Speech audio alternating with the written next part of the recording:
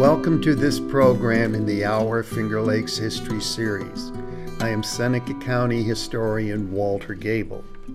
This program is the second part of a two-part series dealing with the major contributions to making movies that took place here in the Finger Lakes. Part 1 dealt with making silent movies in Ithaca. This Part 2 deals with Ted Case of Auburn, who is the person most responsible for the ability to record sound on film. Shown here are two very good books about these two developments in Auburn and Ithaca. Of course, the focus in this Part 2 makes use of the book shown at right. It is this person, Ted Case of Auburn, who, quote, transformed how the world sees and hears itself, according to the co-authors of the book Now We're Talking. It was in his laboratories in Auburn that he and his staff perfected the ability to put sound onto film, and thus making sound movies basically as we know them today. But that will be developed in more detail after I first cover some background on Ted Case. Ted Case was born into a wealthy family. His father had laboratories. He also had a summer residence on Owasco Lake that is known as Kazawasco. Ted was educated at Yale University, followed by a brief attempt at studying law and then a year of travel. Then he returned to Auburn to work in his father's research labs. This is a late 19th century photo of Ted Case's father, Willard Case. Ted Case was born into a wealthy family and his father had laboratories. Ted inherited or acquired his father's scientific intellect and passion for discovery.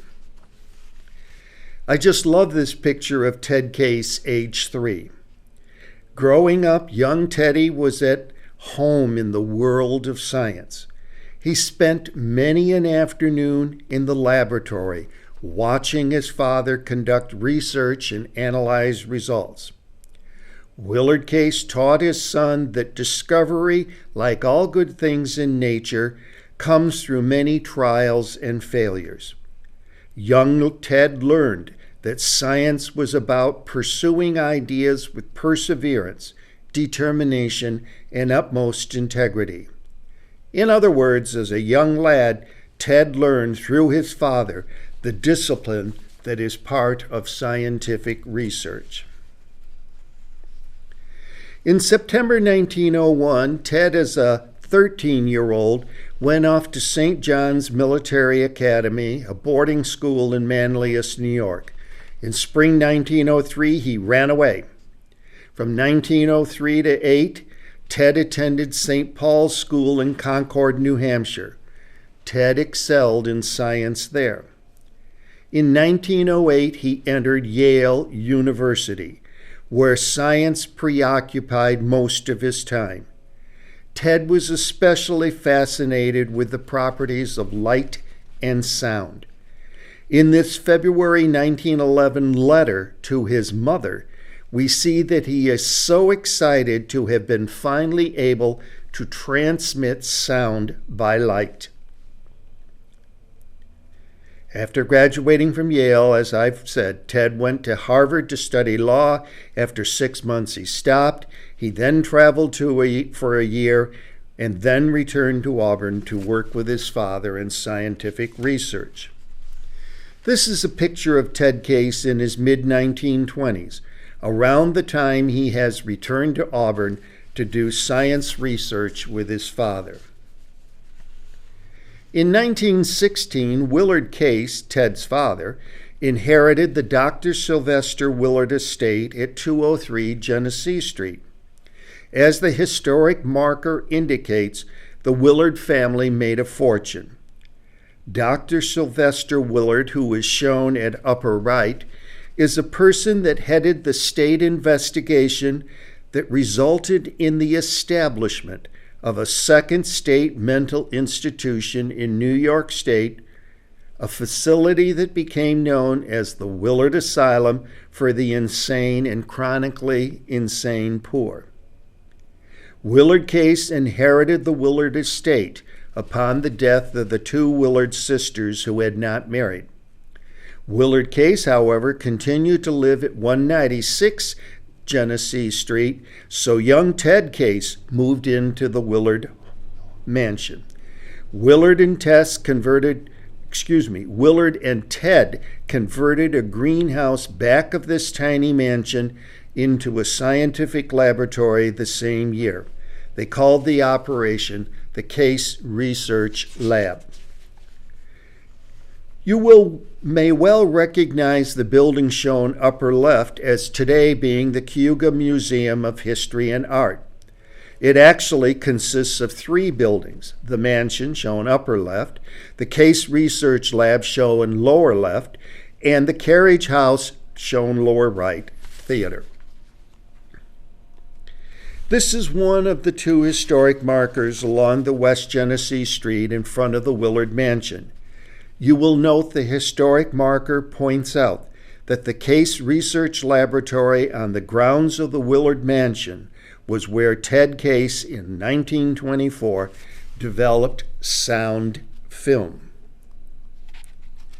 This is a view of the back portions of the Willard Mansion property before Willard and Ted Case converted the greenhouse shown at lower left into the Case Research Laboratory. In the background, you see the Carriage House. The oval-shaped greenhouse shown at right no longer stands on the grounds of the Cayuga Museum of History and Art.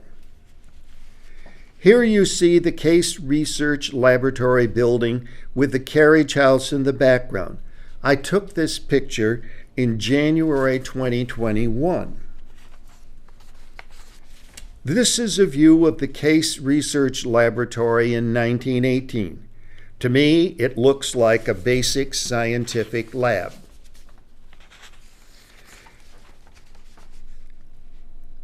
Next, we have a view of the Case Research Laboratory as it looks today for visitors to go through it as a museum.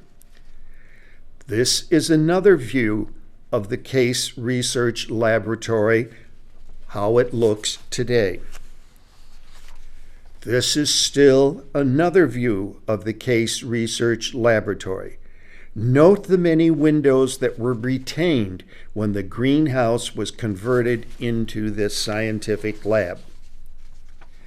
Here you see still more of the displays inside the Case Research Laboratory now. This is a view of the office of Ted Case in the southwest corner of this converted greenhouse. Ted Case kept copious notes of all of his research. Here you see an example of some of the copious notes that Ted Case kept. Here you see a picture of Ted Case, in front of him, Earl Sponable. Earl Sponable was a recent graduate of Cornell University with a chemistry major. Sponable will become Ted Case's most valued research associate. By 1918, the Case Research Lab had a core research team of 4 men and employed at least 10 additional men and women as mechanics, machinists, glass blowers, and secretaries. One of the female employees was Alice Gertrude Eldred. Upon her graduation from Auburn High School in 1917, she was hired as a glass blower and lab assistant for $5 a week. She became Ted Case's wife in 1918. As soon as the United States entered World War I, Ted Case became an associate at the Naval Experimental Station at New London, Connecticut. He set aside all his other research work to devote his energies for developing a new kind of communication system for Allied ships at sea. The need for this was great, as German submarines were sinking many Allied supply ships crossing the Atlantic Ocean. Probably the most significant development during World War I for Ted Case was the development of the thalidified cell. Ted Case and staff at the Case Research Lab discovered that a compound of thallium, oxygen, and sulfur, creating thallium sulfide, could be used to create a new type of photoelectric cell. This enabled a ship-to-ship signaling system using the thalidified cell, and it was first tested in 1917 off the shores of New Jersey. Witnessing the test was Thomas Edison, who was contracted by the Navy to evaluate new technologies. The test was a complete success. This solidified cell penetrated fog, haze, and other weather interference. From a range of 18 miles, the cell collected infrared rays sent by a ship's signalman, read the beams, and produced audible tones. This was a way for ships to send Morse code dashes and dots past German submarines. Allied fleets employed the secret communication system immediately. Convoys of ships on their way to France were apprised of changes in maneuvers and thus kept in safe alignment. From 1917 to 18, the Case Lab saw much activity. The lab hired 10 people to produce thalidified cells for the Navy's top secret mission. Here you see a letter that Franklin D. Roosevelt, as acting Secretary of the Navy, sent to Ted Case to thank him and his staff for their efforts in developing anti-submarine devices, such as the use of the thalidified cell during World War I. The concept of talking moving pictures was not new in 1920. Going back as much as 30 years, inventors from various countries had presented proposals along these lines. Clearly, there was an international race to invent sound film. One major participant in this sound on film race was Dr. Lee DeForest. In 1920, DeForest contacted the Case Research Laboratory to purchase these thalidified cells. Ted Case was pleased to work with a fellow Yale alumnus and agreed to sell him thalidified cells. By 1922, Dr. DeForest was making extremely poor quality sound films using tungsten filament lamps. So he contacted Case to see if Case could solve the problem of recording sound on motion picture film. Unknown to the public, Ted Case had already invented the extraordinary process that recorded sound on film. The solution that Dr. DeForest had contacted Case about was already in hand. The solution, developed at the Case Research Laboratory in Auburn, New York, was the AEO light. The AEO light was marvelously sensitive to amplified vibrations. It flared and dimmed in accord with the fluctuations and then struck upon photographic film. In other words, the AEO light made talking movies possible. It permitted the photography of sound on film. The Case Research Laboratory took a specially constructed Bell and Howell motion picture camera and the AEO light and thalified cell technology to record sound on motion picture film. In the picture of the Bell and Howell camera at right, you can see clearly the AEO light, which I have indicated with the red arrow. Here you see a strip of film of musicians playing in one of Ted Case's early tests of sound film. Note in the close-up at right the line of photographed sound waves on the left side of the film strip. On February 23, 1923, Ted Case and his assistant Earl Sponable demonstrated to Dr. DeForest the new synchronization process developed at the Case lab. DeForest was awestruck. 2 months later, a partnership was formed between DeForest's company and the Case Research Laboratory.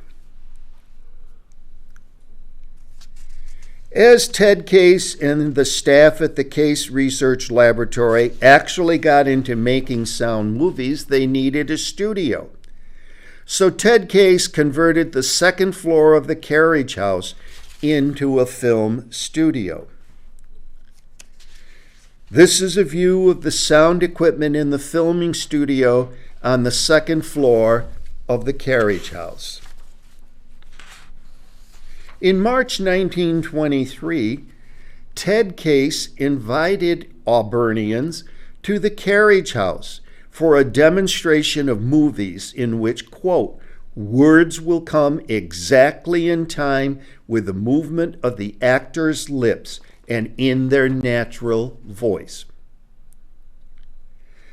Guests gathered, listened to a previously recorded violin and piano music played by students from the Eastman School of Music in Rochester.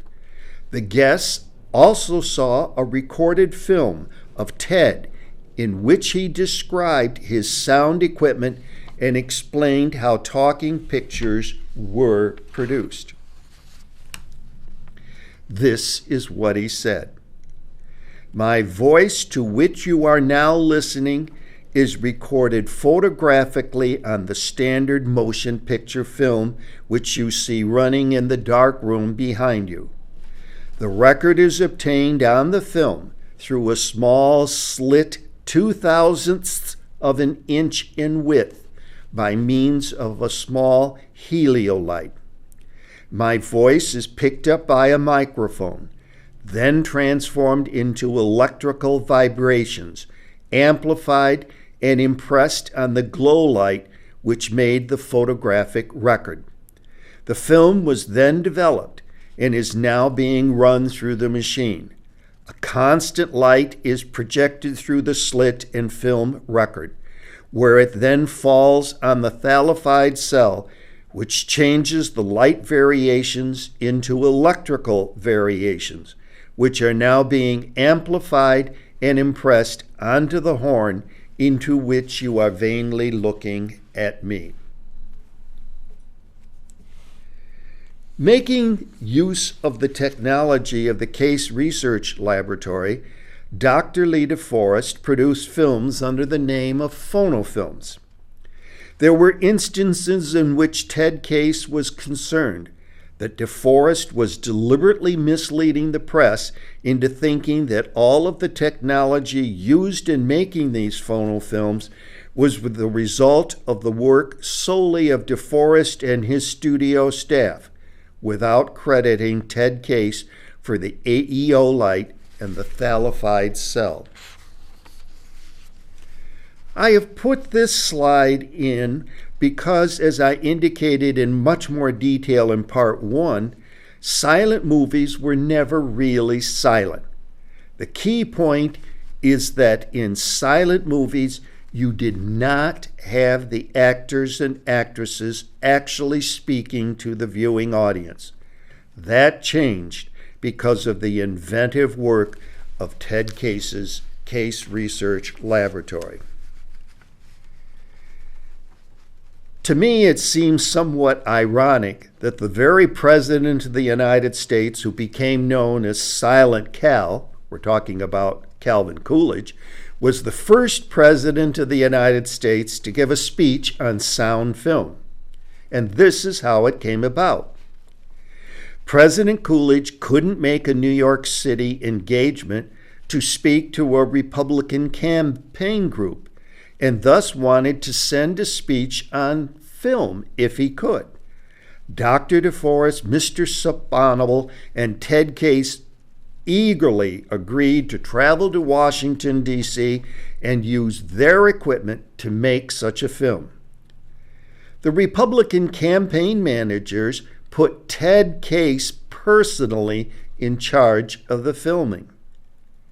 Ted Case designed a special attachment for open-air recording. Just before the recording took place, Ted Case had to calm down President Coolidge. The same day, the film was rushed to the New York Phonofilm studio for developing. So far, all sounds good. But that changed when the film was actually shown a few weeks later to a group of over 500 editors and publishers from every part of the United States and even Europe and Australia. Immediately after the luncheon showing, DeForest called a press conference and took full credit for the film's success. Although the Coolidge film was made with Ted Case's AEO light, his phthalified cell, and his specially designed camera, the press never learned that Ted Case was so responsible for this historic event.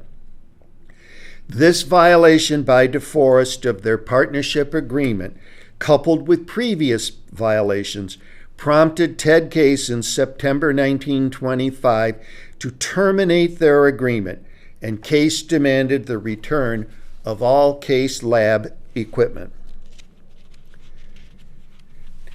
Ted Case held a few events for Auburn residents to learn about his sound on film technology. A famous one of these was the June 23, 1925 event, at which the audience roared with laughter watching and hearing the short film of Gus Visser and the Singing Duck. This film was produced by Ted Case, filmed in the Case Research Laboratory's film studio on the second floor of the Carriage House. In 2002, this film was selected for inclusion in the National Film Registry of the Library of Congress. William Fox, the president of Fox Film Corporation, saw a sound film of a singing canary made by the Case Research Laboratory. William Fox became convinced that of all of the sound units on the market, Ted Case's optical sound system was the most advanced.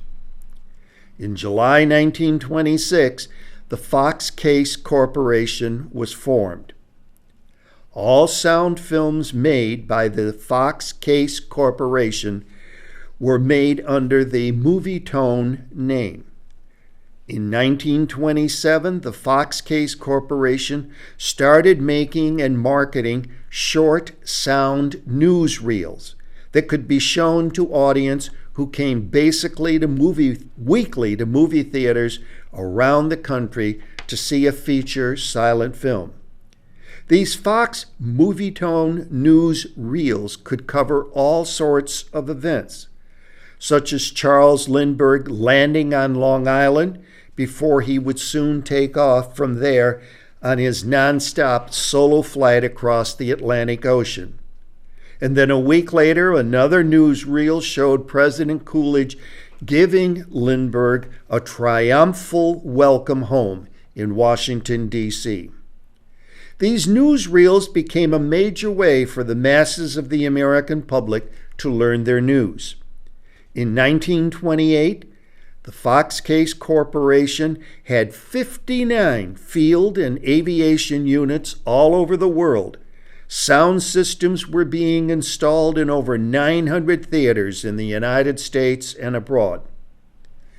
Meanwhile, Ted Case remained in Auburn, focused on perfecting the AEO light, increasing its useful life and uniformity, and developing a way to reduce background noise on film. The sound on film technology developed by Ted Case had its competitors. One major competitor was the Vitaphone system of Warner Brothers. Vitaphone consisted of recording the sound on a wax disc which was synchronized with the film by having the wax sound disc played on a phonograph while a separate projector rolled the film.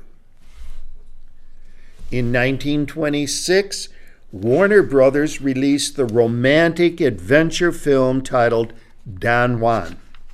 It was the first feature-length film to utilize the Vitaphone sound-on-disc sound system with a synchronized musical score and sound effects, but it had no spoken dialogue. I think you can easily realize just how difficult it might be for a small local movie studio to have staff that could reliably synchronize the playing of the sound from the phonograph with the film projection. It also likely meant that there would now have to be an additional staff person in the production booth of this local theater. You all have probably learned that the Al Jolson movie, The Jazz Singer, was the first talking movie. Warner Brothers used its Vitaphone technology to create the first feature-length motion picture with a synchronized musical score and some instances of synchronized singing and speech by the cast. The film quickly led to the end of the silent movie theater. By 1931, virtually all movies being made in the Hollywood film studios were sound movies. In 1928, Walt Disney Studios produced its black and white cartoon Steamboat Willie that marked the debut of Mickey Mouse. Walt Disney had purchased the remaining phonofilm equipment of DeForest. DeForest had run into financial troubles from a series of lawsuits, and he needed to quickly raise funds. Basically, in late September 1929, Ted Case sold his patents on talking movies to the Fox company of Bill Fox. Ted Case then continued to run his Case Research Laboratory in Auburn. The stock market crash of October 1929 forced Bill Fox to sell his empire of film studios and theaters. Ted had always said that his family was his number one priority, and this clearly became true after 1929. At the left, you see Ted Case sitting on the steps of the porch of the family summer home on Owasco Lake. At the right, you see Ted Case with his mother and children. Ted is dressed very casually. Ted loved to spend as much time as possible at their summer home on Owasco Lake. The home was called Casawasco, making use of the name Case and Owasco Lake. There are reports that Ted Case would race his speedboat north from Casawasco on a weekday morning to a yacht club near the north end of Owasco Lake, and then he would take his fine sporty automobile to Auburn to the Case Research Laboratory. Both Walt Disney and Jack Warner took the train to Auburn to visit Ted Case at Casawasco. In his later years, Ted Case had financial difficulties, prompting him to divest ownership of the Willard estate and the Case mansion. He provided that the Willard estate would become a museum for his sound film work in memory of his father. Ted was, however, always involved in the Auburn community, even more so in his later years. Ted died of pneumonia on May 13, 1944, and is buried in the family plot in Fort Hill Cemetery in Auburn. In his lifetime of scientific research, he was awarded 62 patents. I hope you have enjoyed learning about Ted Case of Auburn, who is so responsible for the technology of sound film.